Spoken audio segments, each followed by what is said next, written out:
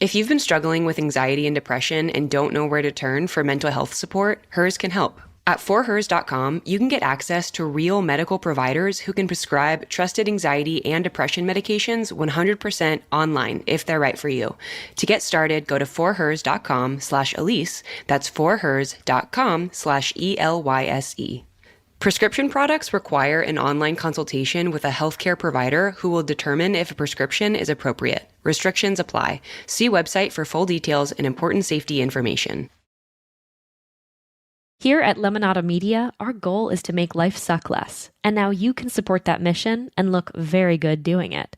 We are so proud to debut our new line of merchandise, from stylish sweatshirts to eco-friendly water bottles. We listened to what you, our audiences, wanted and worked to create a new line of actually cool merchandise that will fit seamlessly into your wardrobes and routines. Be sure to check out our merch store at www.lemonadamedia.com. Lemonada.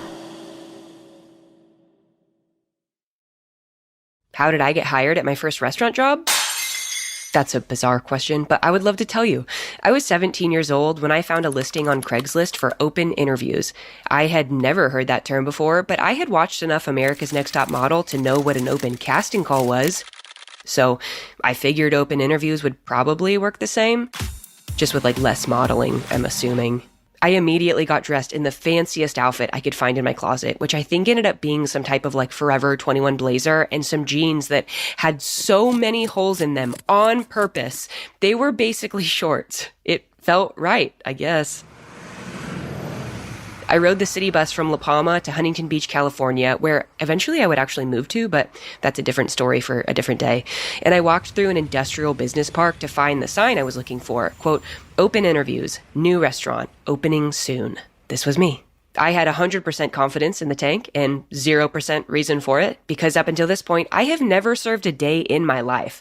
There's a funny hierarchy that happens in restaurants, and if you've not worked in one, you wouldn't really know, but the staff has ranked each position at a restaurant they work at with a specific level of importance, and you don't jump ranks too soon. You don't really jump ranks at all. You slowly, painfully crawl your way up the ranks with the permission of 12 people you didn't even know existed until it comes time for you to climb those ranks.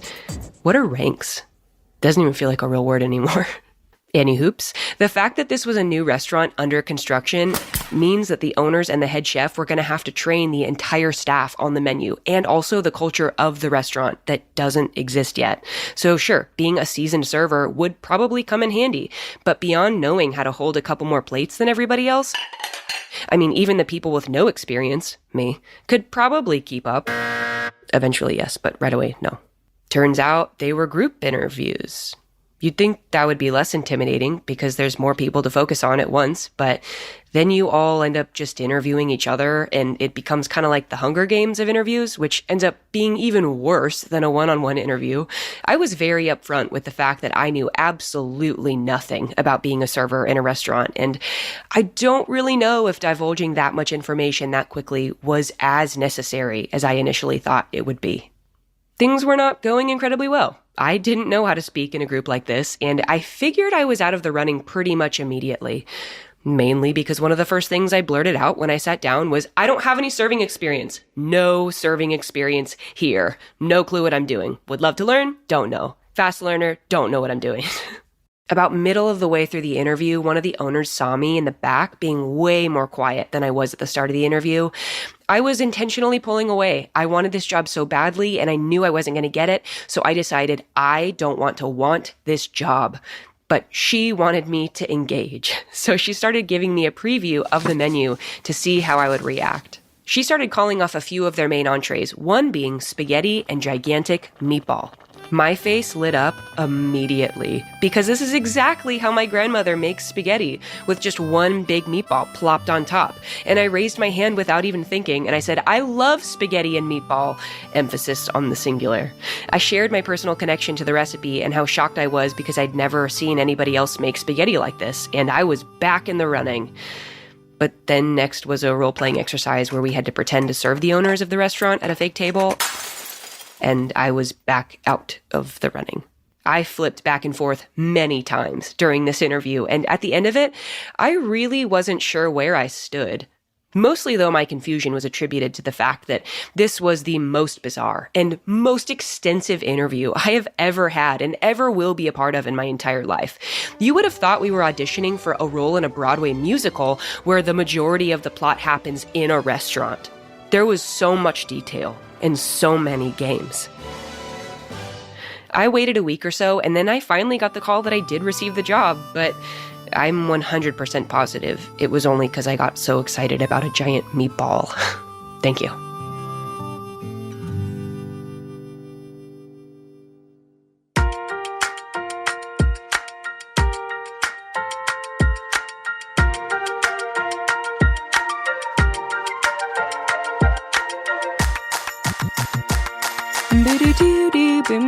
Okay, actually, can you just pretend that you're listening to a fully complete theme song here? I got really in my head, and I tried to make it perfect, and I couldn't. So this is going to be the theme song right here.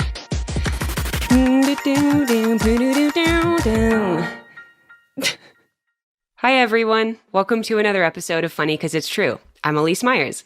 Today, I'm talking to comedian and actor Moses Storm. I've been following Moses's work for quite a while now, and his comedy is so perfectly tailored to what my brain thinks is funny that I just quickly became obsessed with like every piece of content that he puts out. And his life is kind of incredible. Well, not even kind of. His life story is very incredible. Moses was raised in this tiny cult with no formal education until college. And then as a kid, he would find joy by watching Conan O'Brien in secret. And then now as an adult, all these years later, Conan O'Brien is producing his work. How does that even happen? This interview with Moses is easily one of my favorites because it's all about the power of comedy. So 2 things that are funny because they're true. Number 1, Moses and I are both dyslexic. And I just think that's a really fun fact. We talk a little bit about it in the interview, and it actually plays a part in how he named his special Trash White. And that brings me to my second point. When I was watching his special Trash White, I had to pause the TV multiple times because I was laughing so hard I kept missing like the jokes that followed my laughter, and I didn't want to miss anything. So I kept pausing and laughing. And then I would play his special in my car as I would drive to work because it's so good I wanted to hear it 17,000 times. So definitely go watch it. Okay, let's get into it. Moses, hello. Hello. I'm grateful that, you were able to join me today. Listen, I know we just started, but before we get into anything of actual substance, I need you to know what got cut out here. So I was really nervous to talk to Moses, and literally one of the first things that pops out of my mouth as soon as his face loads up in my computer screen was to compliment him on his special. But the way I did it was by basically shouting at him, "Your special is so f***ing good." That was how I greeted him. Oh my God, Elyse. I wanted to start with a little icebreaker really quick. If we were to start a TikTok trend, what would that trend be? Oh man.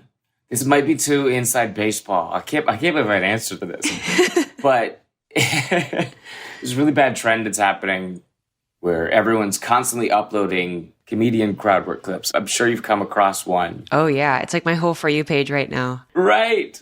You watch one and it's really the HPV of videos. It just keeps going back.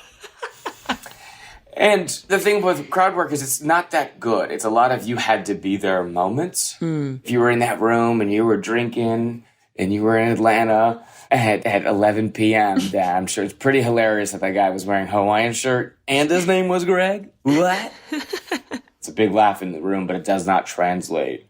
So my trend would be, because all those videos with very lame roasts and they have the most aggressive titles where it's like, comedian owns heckler. Yeah. Comedian slams. epically shuts down pro-lifer. And then you watch the video and it's like, dude, you shut up.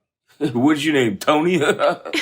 So then the trend would be audience members epically owning comedians. So this is a nightmare of mine, but people would go to a show and they would film themselves like the comedians film themselves, and they would just give a mild, gentle comeback of like, yeah, my name is Tony, but it's actually Anthony because from my Italian heritage, and then making fun of that. And then they can upload as a clap back. Audience member epically owns comedian. I've seen a lot of videos where some people say that like stand-up is going to die in the next few years because of the rise of people uploading heckling clips. People that have never been to a stand-up show are now only seeing their first time with stand-up through the view of somebody heckling. So their first introduction to this is a two-way conversation because people don't want to burn their content, exactly like you said. And I'm curious, like, because you do have interactive elements to your comedy, do you feel like that helps people feel like they can be involved? And then also when it's not their turn to participate, that they can just sit back and listen? The new show I'm working on is even more audience participation. So rather than fight it, I see the same thing that you see. Like, yeah, it is going to change comedy because that is most people's experience with it. More people are watching that one heckler clip than will ever watch your HBO special. Yeah. So rather than try to fight that, I'm just leaning into that. I like that. So with the new show, The Perfect Cult, basically the rough concept of the show is that we're making my cult didn't work out, my family's cult. So we're trying to make the perfect cult with the audience that night, based on everyone's experience in that room with religion and some of my own. And I share a little bit of me, like, here's where I think maybe things went wrong. And here's what we need. Members, that's you guys. So just try to fold them in. And I guess for people that don't know, because you just mentioned the experience in the cult, like, can you share a little bit about kind of what your childhood was like? Yeah. I think it's a little generous to say that I was raised in a cult because I was raised in a profoundly unsuccessful doomsday cult. When you say unsuccessful, what does that mean? I guess I'm marking success in that we couldn't get our own Netflix special today. Okay. It's not really the merits of a religion that makes someone's life better or even makes them money. Was there enough murder? Was there enough intrigue and sex parties in the common room to get your own special? And no. Okay. It was my parents and the two other families, and it was a failure from beginning to end. It was a mixture of Judaism and Catholicism. It had no name. No name. Yeah, no name. That's something you should try on TikTok. I think that's where they went wrong. How do we follow you? You don't. Like, what?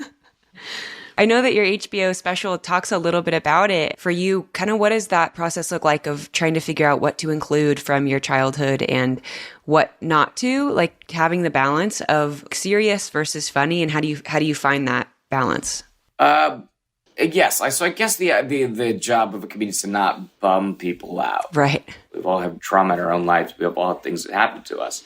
And it's beautiful to talk about those on stage. But if you are doing stand-up, you do have to dig people out of that hole. Right. The tired nurse just got off her 16-hour shift and is putting on stand-up to forget about her life. Yeah.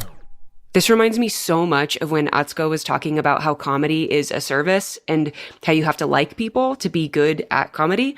It's like the comedian is the center of attention, but they're also catering to what other people need and want to see. I just think it's so cool. Is that kind of what got you into performing? Is that you wanted to kind of just be a pause in someone's day? Like, what got you into that? Oh, yeah. It's something I wanted to give back because I feel less guilty about how much joy I got from it. Wow. Which is, if you weren't convinced I was raised in a cult, there it is. Feeling guilt around just joy. Guilt, shame. Yeah. Enjoying your life. I feel good. I'm guilty. I'm very guilty about that. I feel guilty all the time. It's amazing. Yeah. I think it was such an escape for us because there were so many moments that were just hell. And if I saw a comedy, if I saw a Chris Farley movie, or if I watched Conan growing up, secretly, these are things that brought me so much joy that, I don't know how, I was like, it's so fun and it made me feel so good. I should do that. Yeah. So that was it. That was as much thought went into it. And then I was also 18 and I had never been to school and could barely read or write. So I was like, okay, well, probably comedy. That's probably the one thing I could maybe monetize and break generational poverty. What was your entry into the like comedy performing world? If that's kind of how you started? So I think first I started working at a grocery store. Our cult leader came back into our life and completely gaslit my mom. It was like, what are you doing? You got to get a job. Your kids have to get a job. And I was 16. I got a job at a grocery store. And then that's where I started for the first time being around kids my age or just people my age. Yeah. And without the supervision of my parents. Because the other thing about not being in school, traveling around in a bus, spreading the word, and always moving is that that's the most isolating thing. Travel is very isolating. And then I fell in love with the girl at the grocery store, or at least what I thought love was at 16. And everything about the cult said that that was wrong, and that this girl was going to hell, and I would go to hell if we were ever together. And then it was just a feeling thing. It was knowing how I felt. That's a true feeling. Okay. Well, then this other occult stuff is probably bullshit then, because this feels real. So it was the girl. Yeah. Did you guys end up dating? Yeah. Briefly.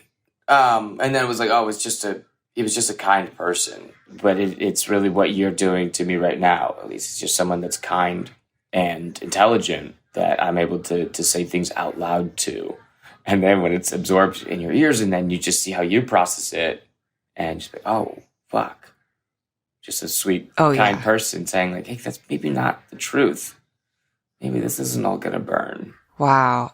Yeah. I'm sure too, like, because you were so isolated, you didn't have a lot of people that allowed you to ask questions or have any room in your life where you could even ask a question, right? And I feel like somebody else seeing your life from the outside, even asking you like, so you live in a van, or like, so you didn't go to school, just having somebody outside asking you those, you probably didn't realize it was weird or not, the normal experience until you're talking to someone who had a very classic experience as a child, which would have just been really disorienting, I feel like.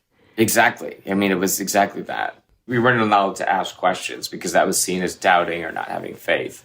So not only were we not allowed, but it was like a high crime. So just the first time that I was able to do that, I mean, I felt like a bad boy. I felt like I'm a rebel right now. I'm just asking questions, having some free thought over here. Holy Whoa, shit. That's that free thought. We got to take a quick break, but when we return, Moses tells us about his time in college.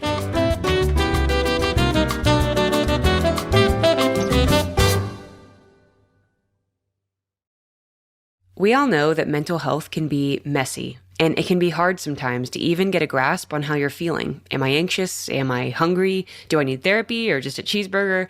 Everyone's on their own unique journey, and if there is one thing I know, it's that mental health isn't linear. How you feel can change on a weekly, daily, and sometimes even hourly basis, but it's the most important thing to take care of. That's why I'm excited to partner with Calm, the #1 mental wellness app, to give you the tools that improve the way that you feel.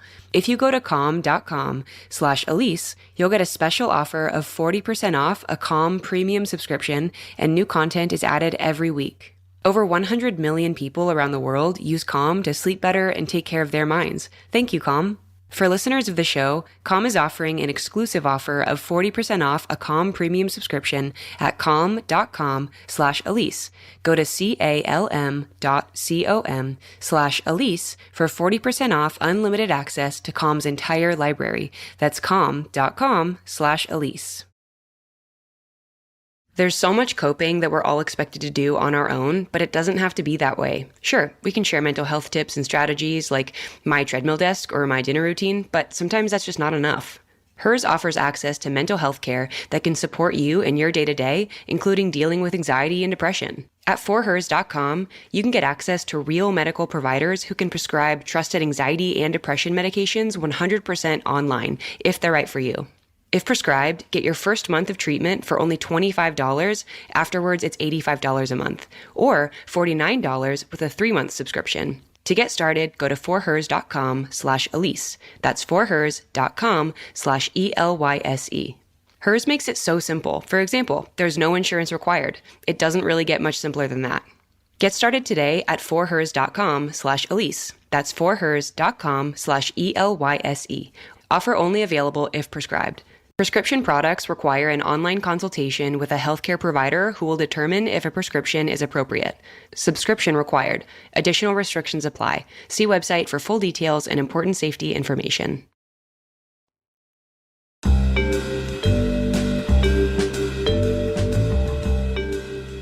So from the grocery store, how did comedy and acting happen? So the grocery store gave me a little bit of separation. I was able to steal a little bit of my paycheck back instead of just giving it to my mom and like make a little nest egg. And I signed myself up for a college. It's the desert of California, so anyone could go. You didn't need a GED. So when you said you didn't go to school, when was the cutoff for you? Like, did you stop going in high school or middle school? Never. Got it. If God's going to end the world, according to my parents, in like 46 minutes from right now, there's really no reason to go to school. There's no reason to get a job or lay any roots or future plan, because we were always made to feel like fire and brimstone, and this was all going to collapse. Wow. Yeah, so Antelope Valley Community College, and I don't know if it was a college or just a bus stop was close, and then adults learned there. It wasn't... Both equally as helpful. It wasn't maybe the brightest of people. One time I was in a Final Cut, like video editing class, and I look over and there's a 65-year-old guy. He's eating an orange, like an apple, with the peel on it. And I just, you see the blue light coming from his face and all the zest shoot out onto the screen. And it's not even like he's enjoying it. Like, oh, it's his preference. He likes it. He's wincing. He's like, ooh, this is zesty. He's like, I hate oranges. I eat them every day at 1 o'clock. Like, what? He's physically in pain eating this orange. Like, oof, he's wincing with every peel bite. But there was enough people making videos there that were making like funny videos, and from what I had secretly watched behind my mom's back of Conan, they making sketches at the same time that YouTube was a thing. So it was just like, being able to make videos with people that I met at that terrible college, my friends. And by my friends there, just like, the one people that were not 1,000 years old or had bags for shoes or eating oranges like apples. Exactly. So it's just like, kids my age. So we started making videos, and then 2 of us moved down to LA because it was a 2-hour drive. So you guys were like making videos, and you mentioned Conan twice. So I feel like he's a big part of your story. Did you end up ever like working with him, or was it just his comedic influence that? Yeah. My brother started secretly watching that show for the musical performances. They're very talented musicians and can play anything that they pick up. So I saw the show, the comedy, for the first time. I had never seen anything like it.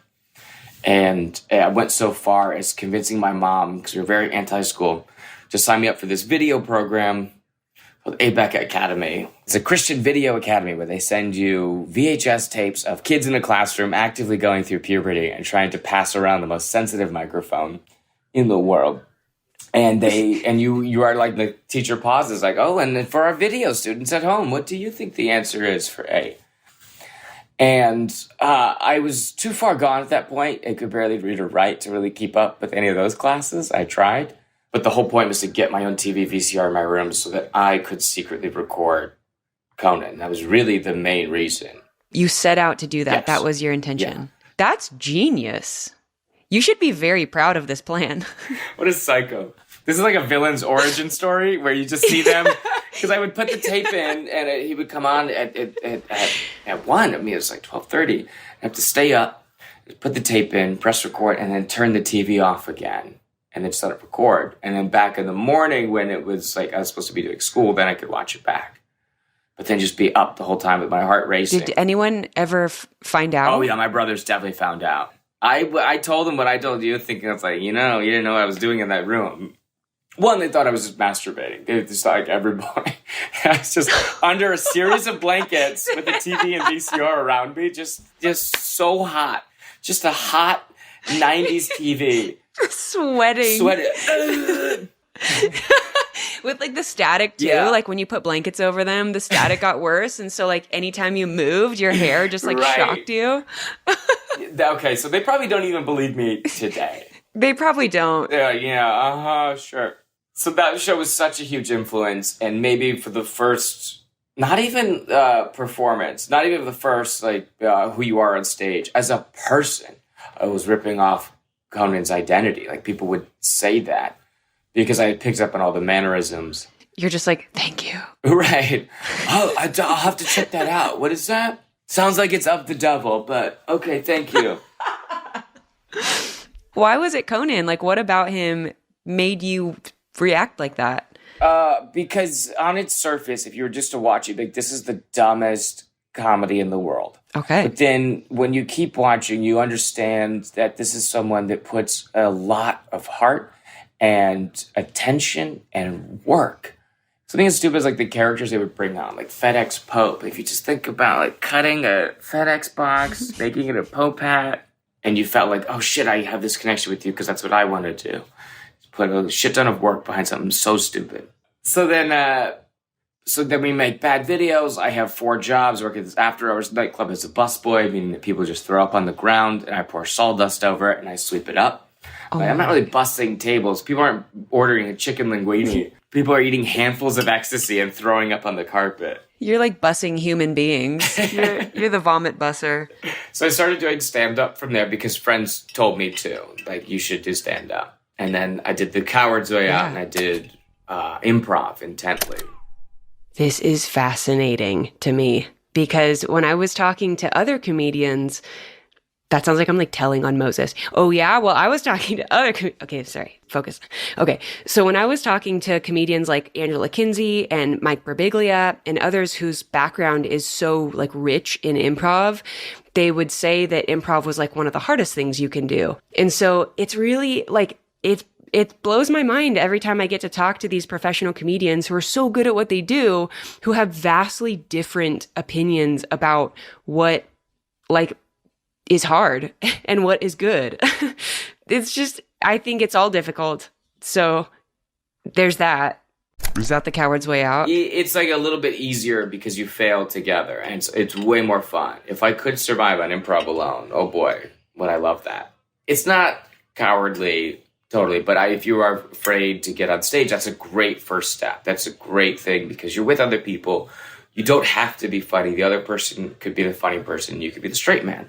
And you can still feel what it feels like to get a laugh. Yeah. To hear yourself pace and talk on stage, get comfortable. Where do you put your hands? Oh, yeah. So it is a great thing. You just can't fall into the trap where that's all you do.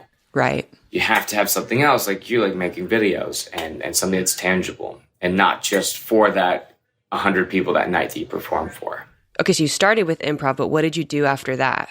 Then finally where I took the courage to do stand-up. I had lied to a woman that was running this showcase at the Hollywood Improv, and it was a sold-out night. And I was like, yeah, absolutely, I have 5 minutes. I could do that. I did a 5-minute set, and then something right away happened somewhere. I got heckled or someone started talking back, and I immediately started just addressing that because as myself, and had dropped the jokes I had started with or had written down 2 years before. It was when I was too nervous to get on stage. And it was the first time in my life that I was able to pause and listen to who I was. Everything has been trying to please this religion or then getting out of the religion and just trying to keep up, trying to blend in with other people. Like, I just want to fit in. I know I'm very weird and I come from this insane past. I'm really ashamed of all this stuff. And there's just so much mental noise and self-judgment and self-hate in that. And being on stage when it was the whole room laughing and it was everything else was silenced in my head. And I was like, I need all that noise for it to feel silent. And it felt great. And I was like, oh, I just want to do this. Whatever I have to do to feel this feeling again and do this, that's what I'm going to do. In that moment where you get a laugh, it feels like an eternity. But yeah, it's probably 2 seconds. And then it went well and I booked a bunch of shows. From there, I got my agent manager at that one show. That's amazing. Yeah, like, kid, you're going to be a star. It's like a terrible movie. We have to take one more break. When we come back, we hear how Moses met and started writing for Conan O'Brien himself.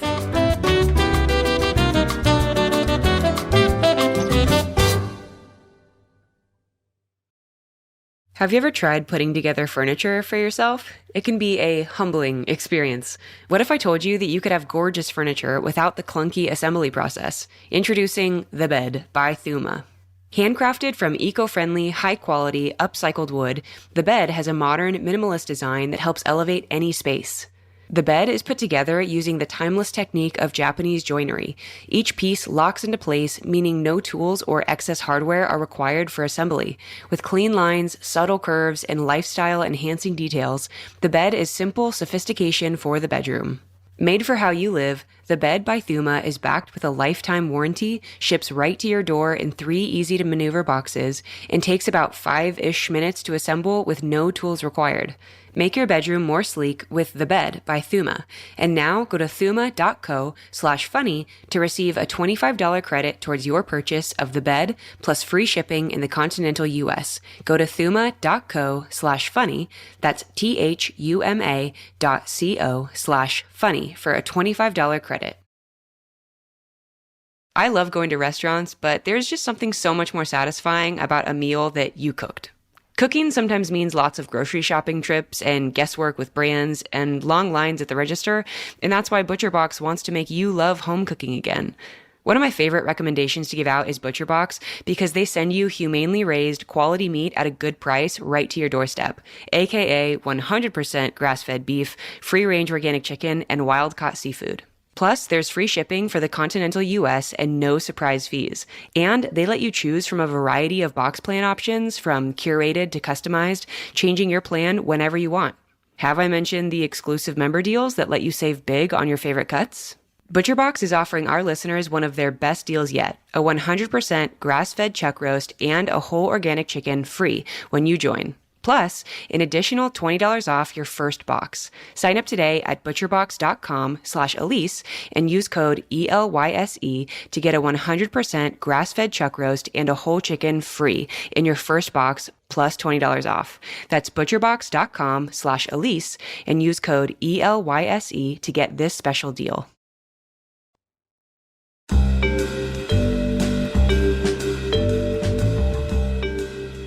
So then started doing stand-up, and then I started my own show because you got to go back, you got to make your own things. No one's going to give you a job. No one's going to give you stage time as a performer. And I would book comedians that I admired.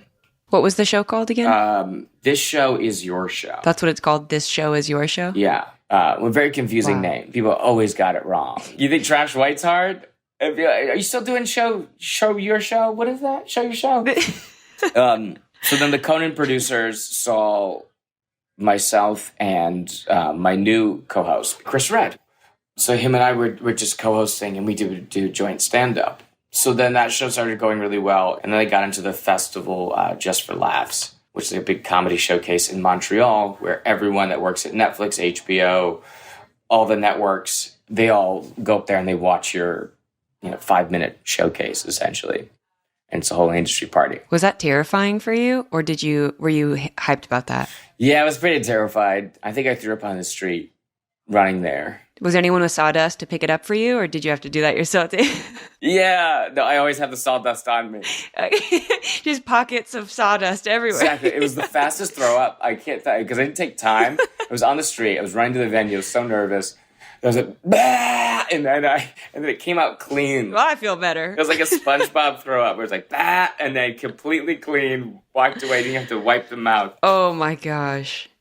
From there, JP, who was the booker, he said you should do Conan sometime. I was like, yeah, I should. Dude, you're the guy. I should do that. That's like... He's like, let's start working on a set for the show. That's like all of your dreams just coming to life. And then you ended up working on the show after that. Yeah. So, and then Chris and I get hired to do Conan O'Brien's pre-show. So before Conan would do his shows down at Comic-Con, at the Spreckles Theater, he was going to be a pre-show. And it would be 2 comedians up on the roof of the theater, just kind of throwing to clips, sort of like a MTV Spring Break style thing. And then the first one, they were supposed to get Conan O'Brien to come up on the roof with Chris and I, which like, holy shit. This is the first time we met him. Oh my gosh. So we get up on this beach set roof that they built on top of this theater, and it's San Diego in late summer. So it's hot as shit. The makeup they put on is melting off. The beach, the beach ball that's like made for the beach heat is melting. Like the air's different. The pH level's different. There's a vent that lets out tapas air. Hot exhaust. Just hot exhaust from this tapas restaurant. So just hot tapas air is coming out. I had this beach set that looks on fire. Just sweaty tacos and like small plates. You're like, I smell like aioli fries. Absolute I love this. hell up there. But Chris and I, we did complain, and we were just like riffing on that stuff. Conan comes up, what was supposed to be a 30-second thing, just 20 minutes of just bullshitting with us to the point where his producers have to come and physically pull him down. And this is the first week of shows. So then the next show he comes up, he does the same thing. And now we do 30 minutes. He's a bigger part of the show. And he's just riffing with us. I can't hear my own voice. It's like your hero is just like in your ear. And you're just trying to keep up as fast as you can. And I keep pitching things to tell Conan, but I keep running him by Chris first as my friend. Like, is it in Psycho if I say this? Like, I secretly record. He's like, yeah, maybe just hold off a little bit. Your ears are just like ringing. Everything is just like tunnel vision. Yeah. You're like, Conan, it's the only thing that matters. Yeah, it's the only thing that matters. And he's telling me like a good friend, like, oh, don't do that. That's Psycho. You're gonna scare that girl away. We need friends like that in our life, honestly. Yeah. But then I ended up telling Conan the story that I told you about how I would secretly record the show. And then we got to talking. And then I can't remember how we got to this point, but he asked Chris and I both what we wanted to do. And I was like, I want to do stand-up and I also want to act. He said, okay, we can make that happen. And then Conan is the one that produced Trash White and told HBO that I was a comedian and that they should trust me. And they wanted a relationship with him. They had no idea who I was. I was young, unproven, nothing to show for it, but it was just Conan having my back. And then it went well. And then I made money. I put a shit ton of work because it was my shot. So yeah, put everything into it. That's crazy. Yeah.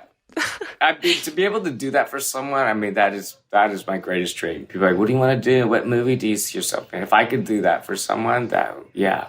I love that you're doing so much with it. Like, you are so good at what you do, and I know that you appreciate it so much, which makes all the difference. And so it's called, I keep wanting to call it white trash, and it's not that. It's trash white. Yeah. Right, got it. I'm dyslexic as well, so every time I've been flipping it this whole time. Well, me too, because I would always do that with white trash, because I'm dyslexic, so I would... Really? Is that why you called it trash white? Yeah, and then every set piece on that set that I built, there's things from the stories in each of the things. So all those items are pointed things. And if you could make a monochromatic piece of art out of all the shit that happened to you in your life and all the stuff that is trash. Oh my gosh, now I want to go back and watch it again with that perspective. I feel like I missed that somewhere. I should have known that. Oh yeah, there's things from every story in that pile. That's so powerful. Okay, wait. Now I have a question about that. What does that feel like performing on a stage like that with art that has been made out of things that probably felt really shitty from your life, but you've made it beautiful? What does that feel like? It felt great. It felt incredible. Yeah, there was no attachment to any of the things in there, because some of the things are real things from my life and from those stories. Yeah. But the nerves were significantly curbed the night of the taping. Because of the set and how Because I had spent so much time in that building. Usually you show up to the venue, maybe at 5 p.m., the show's at 7, and you're like, oh shit, this looks incredible. And it's a little intimidating to see all those lights for the first time and see the 1,200 person audience that we had, to see like all those empty chairs. But I was in there the entire night. I stayed up again the night before. training your whole life for this. Yeah, I'd been working on this for months, building the set off-site, brought it in, had to tie all those pieces together, follow the safety codes. So I was there when they were placing all the lights, so I got to see this whole thing get built around me. So by the time it was the show, I was inviting them into my thing that I made, my exhibit that I made. It's like your home. Yeah. So it's like, well, thank you for coming to my thing, versus like, oh God, I'm stepping on the stage. What if everyone hates me there? It's like, you're going to hate me there? This is my thing. You're coming into my house, sir. So you can just sit on my couch. So I inadvertently made it like significantly easier. Even though while the audience was being sat, I was still hand painting things. And in the first taping, there you could see physically white paint on my hands. I was still up until the second that they said go. Okay, coming in hot with a fun fact. So Moses did this super immersive exhibit in 2014 called Modern Millennial, where he basically crowdfunded enough money to get a loft and then invited people to come and watch him like live his life 24/7. He has always been inviting audiences into very intimate parts of his life. There's so much power behind being comfortable in a space that you're going to be creatively performing, especially for strangers. And for you specifically, I just don't get the feeling that you had a lot of consistency growing up and being able to have control over this creative thing you're doing and feeling so safe in it. That's a very powerful thing, I think, especially for you and what you're performing. And so I just love that for you. Yeah. It's a hard thing to recommend to other comedians. It's like, you should build your own set. Don't work on your jokes. You should be hand painting things right before people come in. You should direct it, and you should edit it. You should spend 2 months editing it yourself, and then spend the second month regretting that you agreed to edit it. Dude, it's so good. Trash White genuinely is so good. I want to watch it like 12 more times. I hope you're so proud of it. Thank you. And it really does. When I say that, I really mean it, because I was there. I was painting those pieces. I was on the road performing in dog shit cities that we will now name. And doing this for people that don't give a shit, that are just there to drink and eat chicken wings. And then just in the edit or fighting with HBO to be like, you have to trust me. You have to let me co-direct this. You have to let me edit this. And there's so many hard days, so many difficult things. So when people say that they like it, it means the world to me. Oh, yeah. I mean, that is how I feel about like this podcast, which is funny because everyone listening is like, you're not in dog shit cities. That's not what I mean to everybody listening. I mean, like, I have intentionally inserted myself into creative decisions that I don't know if most like podcast hosts would, simply for time's sake, you know? And like, it doesn't matter. And like, to me, I just take everything I do very seriously, and I really want everything to feel like me. And so, there's a lot of work that goes into it. And oftentimes I'm about one decision away from quitting before every single interview. I'm like, you know what? I'm actually okay. Thank you so much. Yeah. But then you hear the product of it, and it's beautiful. Like, do you know what I mean? You hear the thing that you created. I know 100% what you mean. This is why I was excited to talk to you. I was just watching your work. Was like, oh, shit, yeah, there's someone that works like I work. Like you. I love that. That's what I meant when I said that you care. Moses, seriously, thank you so much for making the time. No, seriously, thank you so much for having me. And I meant everything I said. It's really impressive, everything you do. So it means a lot to me to be here. So thank you. Thank you, Moses. Thank you. I have nothing to add. Moses' story is so incredible. I don't want to mess it up by trying to summarize it in any way. So thank you for listening. That's it for my conversation with Moses Storm, and definitely go watch his special. If you want, you can rate and review us wherever you get your podcasts. No pressure. It just helps people find us. Okay, bye. There's more Funny 'Cause It's True with Lemonada Premium. You'll get access to all of Lemonada's premium content, including My 5 Questions with Moses Storm coming out this Friday. Subscribe now in Apple Podcasts. Funny 'Cause It's True is a Lemonada Media and Powder Keg production. The show is produced by Claire Jones, Zoe Dennis, Nancy Rosenbaum, and Linnea Tony. Our associate producer is Tiffany Bowie. Rachel Neal is our senior director of new content, and our VP of weekly production is Steve Nelson. Executive producers are Stephanie Whittles-Wax, Jessica Cordova-Kramer, Paul Feig, Laura Fisher, Kesla Childers, and me, Elyse Myers. This show is mixed by Johnny Vince Evans, additional help from Noah Smith and Ivan Krayev. Our theme song music was written by me and scored by Xander Singh. Follow Funny 'Cause It's True wherever you get your podcasts, or listen ad-free on Amazon Music with your Prime membership.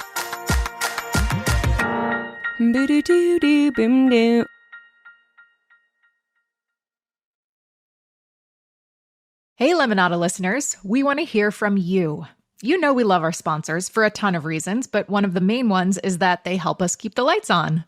And there's a really easy way that you can help us draw new advertisers and hear ads for things you're most interested in. Filling out our quick anonymous survey at lemonadamedia.com/survey. By just answering a few questions, you can help us find new brands to connect with and also share feedback about show content you'd like to see across the network. And to sweeten the deal, once you've completed the survey, you can enter for a chance to win a $100 Visa gift card. I promise the survey is short and sweet and will help us play ads you don't want to skip, and also keep bringing you content you love. Just go to lemonadamedia.com/survey.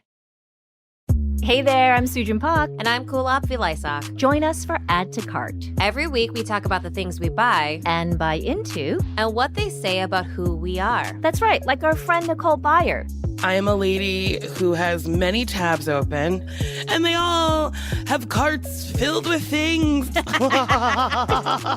a bajillion tabs full of stuff too? We'll break down what that says about you and us every week. Search for Add to Cart wherever you get your podcasts. You get your podcasts. You get your podcasts. You get your podcasts. You get your podcasts.